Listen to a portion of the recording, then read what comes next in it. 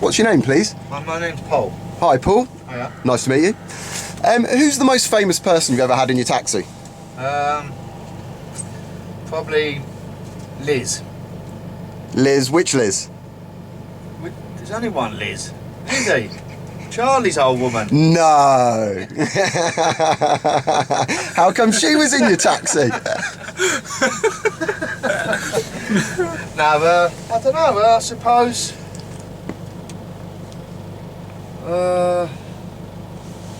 Bridget Neilson, she had quite a lot of money, I suppose. Did she give you a good tip? She gave me a nice kiss, yeah. Ooh. Yeah. Did you get a lot of those? Not nowadays, you don't know. No. That a bit old-fashioned now? Yeah, they tend to give you 10 pence more than they do give you a kiss nowadays. And what's the funniest story attached to a fare in your taxi cab? What's the funniest thing that's ever happened in this cab? I suppose it was about 10 years ago. It was quite hard to get a cab of a night time, and I was working, and this gentleman jumped in the back of my cab. We was in Regent Street, wanted to go to Kensington, and 2 Australian girls jumped in. And they wanted to go to Notting Hill Gate. She went, "Can we share your cab?" And he was sitting there, he didn't moan, and within 5 minutes they'd taken their clothes off. No way. They were sitting on the bump seats, and he was sitting there, and they was going, "Whose tits do you think look best?"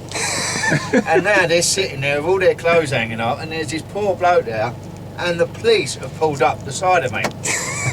And all I kept thinking is, what is this bloke going to say to his wife? What he's doing in a cab in London with 2 naked women. When we got to Kensington, he said, "Have I got to pay?"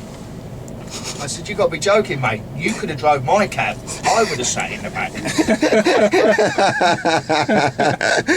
I can't believe that. They just started getting undressed. And they took their clothes off. And they were sitting there. He was moaning, he's got to pay. That was probably one of the funniest things, because the old bill pulled up and there's 2 girls sitting there with nothing on. And they just waved at the coppers. And I bet the police didn't do anything. They didn't do absolutely nothing. No, they just good luck.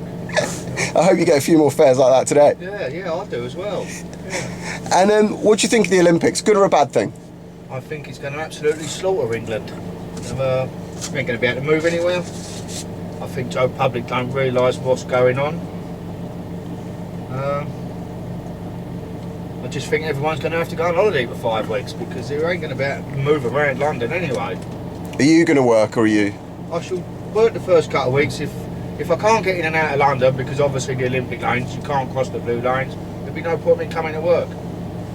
Fair enough. So, I'll be trying to get on the plane with everyone else, I dare say.